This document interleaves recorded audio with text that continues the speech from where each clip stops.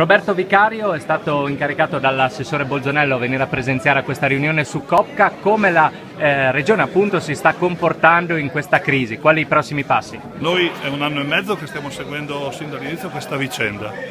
Abbiamo lavorato attentamente, l'assessore e anche la Presidente hanno lavorato per cercare di risolvere il problema facendo opzionare il più alto numero di negozi possibile. Oggi stiamo sostenendo in maniera diretta queste iniziative di autoimprenditorialità che troveranno sicuramente un sostegno concreto sia nella prossima manovra di assestamento, dove sono stati appostati fondi importanti per il settore del terziario, sia sulle linee di finanziamento riservate all'imprenditoria femminile, alla cooperazione ai giovani che intendono avviare attività di carattere economico.